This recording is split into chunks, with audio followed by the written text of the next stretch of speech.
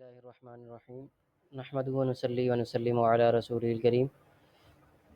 سامعین گرامی، آج ہم جس موضوع کو لے کے آئے ہیں وہ موضوع ہے ہاؤ ٹو میک ابلوشن، کہ ہم وضو کیسے بنائیں، ہم وضو کیسے کریں۔ جیسے ایک انسان کسی کے سامنے، اپنے محبوب شخصیت کے سامنے حاضر ہونا چاہتا ہے، اور وہ کوشش یہ کرتا ہے کہ میں اچھے سے اچھے طریقے سے احسن طریقے سے اپنی محبوب شخصیت کے سامنے حاضر ہو جاؤں اور میں اس کو پسند آ جاؤں۔ اسی طرح ہم وضو کر کے ہم اللہ کے دربار میں حاضر ہوتے ہیں، تو لہذا ہماری کوشش ہونی چاہیے، زیادہ سے زیادہ کوشش یہ ہونی چاہیے کہ ہم اچھے سے انداز میں جائیں۔ تو اس کے لیے اچھا سا طریقہ اللہ تعالیٰ نے کیا بنا کہ اس میں یہ ہے کہ بدن بھی پاک ہو، کپڑے بھی پاک ہوں۔ بدن کو پاک کرنے کا طریقہ کیا بتلایا کہ وضو کر لیا جائے۔ وضو کی اہمیت کیا ہے؟ نماز میں داخل ہونے کی شرط یہ داخل کر دی۔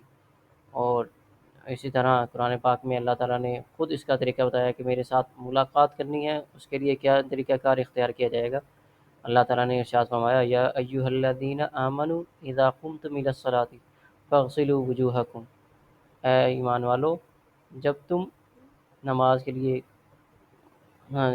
کا ارادہ کرو تو کیا کرو؟ اپنے چہروں کو دھو، اور وَأَيْدِيَكُمْ إِلَى الْمَرَافِقِ، اور اپنے بازوؤں کو کونیوں سمیت دھو، اور وَامْسَحُوا بِرُؤُوسِكُمْ، اپنے سروں کا مسح کرو، وَأَرْجُلَكُمْ إِلَى الْكَعْبَيْنِ، اور اپنے پاؤں کو ٹخنوں سمیت دھو۔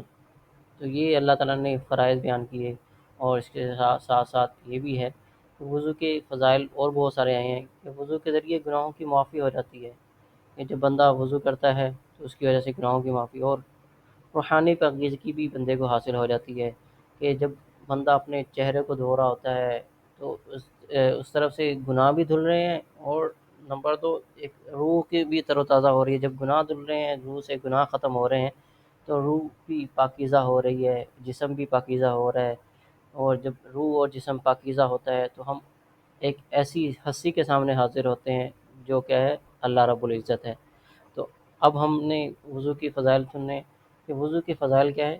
جب بندہ وضو کرتا ہے اس کے جسم کے گناہ پانی کے ساتھ جھڑ جاتے ہیں، اور قیامت کے دن کے اندر ہمیں کیا ریوارڈ ملے گا؟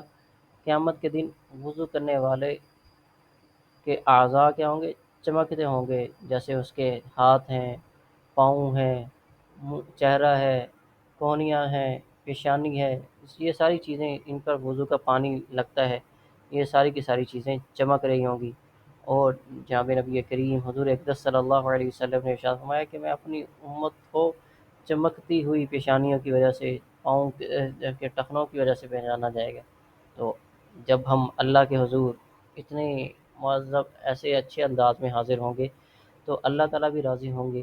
تو ہمیں خیال کرنا چاہیے کہ ہم کیا کریں، وضو کے فرائض کے ساتھ ساتھ وضو کی سنتوں، وضو کے مستحبات کا بھی خیال کریں۔ وضو کے فرائض کیا ہے؟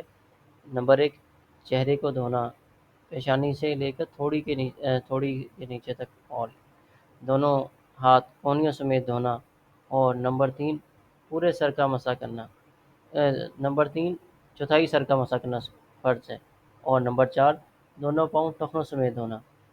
یہ تو وضو کے فرائض ہوئے۔ اگر ان فرائض میں سے کوئی ایک فرض بھی چھوٹ گیا تو اس سے وضو ادا نہیں ہوگا۔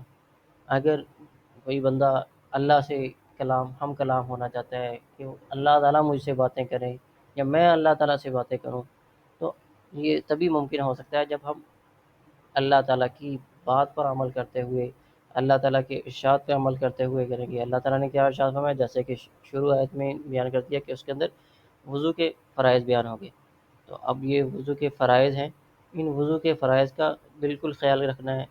بعض مرتبہ ہوتا ہے ہم جلدی وضو کرتے ہیں، جس کی وجہ سے پاؤں کا کچھ حصہ خشک رہ جاتا ہے، یا ہاتھوں کا کچھ حصہ خشک رہ جاتا ہے، یا چہرے کا کچھ حصہ خشک رہ جاتا ہے، اور ہمیں اس کا احساس بھی نہیں ہو پاتا، اور ہم اسی بے احساسی اور اسی بے دھیانی کی وجہ سے نماز پڑھ رہے ہوتے ہیں، اور ہماری نماز قبول ہی نہیں ہوتی۔ لہذا ہم فرائض کے ساتھ کریں گے، اس کے ساتھ سنتوں کا بھی خیال کہ جناب نبی کریم حضور اقدس صلی اللہ علیہ وسلم کی سنتیں ہیں، تو اس میں وضو سے پہلے نیت کرنا، بسم اللہ کہنا، مسواک کرنا، اور مسواک نہ ہو تو انگلیوں سے دانتوں کو صاف کر لینا، دونوں ہاتھ کلائیوں تک 3 بار دھونا، اور کلی اور ناک میں پانی ڈالنا، مکمل سر کا مسح کرنا، کانوں کا مسح کرنا، گردن کا مسح کرنا، یہ سنتوں میں داخل ہے۔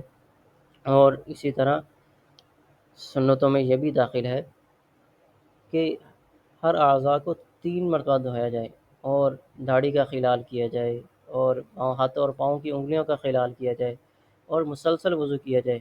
بعض مرتبہ ایسا ہوتا ہے کہ ہم لوگوں سے ہم کلام ہو رہے ہوتے ہیں، وہ مکمل وضو نہیں کرتے، تو اس لیے وہ مکمل وضو کا خیال رکھنا ہے، مکمل وضو کرنا ہے۔ اب ہم دوبارہ وضو کا طریقہ سیکھ لیتے ہیں کہ سب سے پہلے کیا کرنی ہے، نیت کرنی ہے کہ میں وضو کر رہا ہوں نماز کے لیے، تلاوت کلام پاک کے لیے، نوافل ادا کرنے کے لیے وضو کر رہا ہوں۔ پھر اس کے بعد بسم اللہ پڑھیں۔ حدیث میں کئی دعائیں آئی ہیں، بسم اللہ والحمد للہ آئی ہے، بسم اللہ علی دین الاسلام آئی ہے۔ اس کے بعد ہاتھ کلائیوں تک 3 بار دھوئیں، اور 3 بار کلی کریں، 3 بار ناک میں پانی ڈالیں، اس کے بعد چھوٹی انگلی چنگلی کے ساتھ ناک کو صاف کریں۔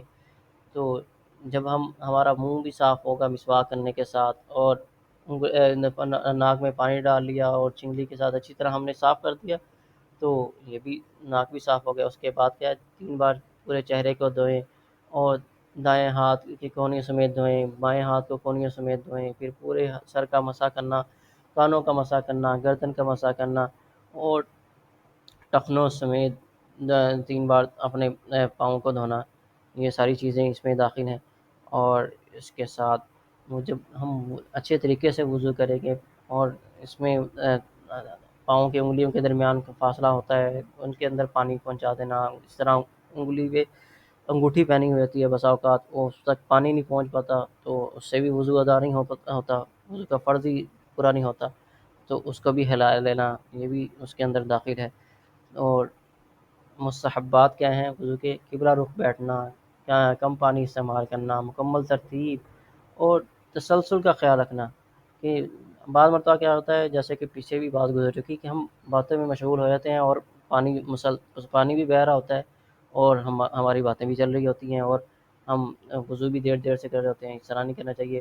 وضو کے بعد اگر مکروہ وقت نہیں ہے، 2 نوافل ادا کر لینا، یہ جس کو تحیۃ الوضو بھی کہا جاتا ہے، اس کے بھی بہت سارے فضائل آئے ہیں، تو ہم اس بات کا خیال رکھیں گے۔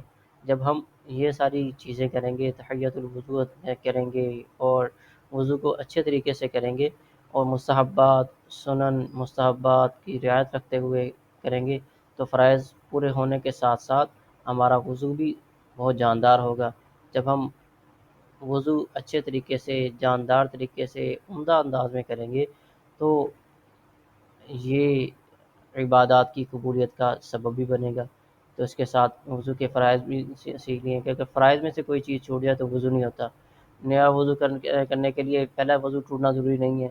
یا اسی طرح بعض مرتبہ ہم بیٹھے ہوتے ہیں، ہلکی سی نیند آ جاتی ہے، جھونکا سا آ جاتا ہے ٹیک لگائے ہوئے، تو اس سے وضو نہیں ٹوٹتا۔ اس طرح جو وضو کا جو طریقہ ہے وہ مردوں اور عورت کا یکساں ہے۔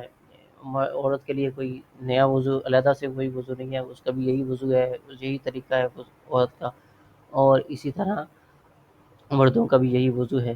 تو ہم ان مسائل کا خیال رکھتے ہوئے کہ فرائض نہ چھوٹیں، سب سے پہلے ہم نے کیا کرنا ہے، ایک قاعدہ کلیہ بنانا ہے کہ جب ہم سنن مستحبات کی رعایت رکھیں گے تو فرائض ایٹومیٹکلی پورے ہو جائیں گے۔ اگر ہم سنن اور مستحبات کی رعایت نہیں رکھیں گے، صرف فرائض کے پورا کرنے پر اکتفا کریں گے، تو بسا اوقات ہمارے فرائض پورے نہیں ہوتے۔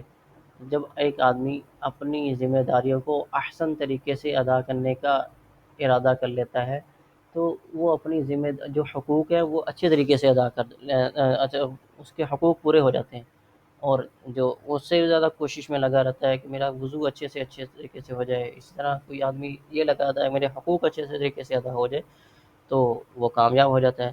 تو لہٰذا ہمیں وضو کو اچھے طریقے سے کرنا ہے۔ تو دیگر سامعین، آپ کمنٹ سیکشن میں اپنے بارے میں رائے دیں کہ آپ نے اس ویڈیو کے ذریعے کیا سیکھا۔ آپ نے اس ویڈیو کے اوپر 10 منٹ لگائے، 10 منٹ کے اندر آپ نے کیا سیکھا، اور مزید کیا سیکھنا چاہتے ہیں، اس بارے میں انشاءاللہ ہم ویڈیو بنائیں گے. یہ ابتدائی طور پر ویڈیو بنائی گئی تھی انشاءاللہ.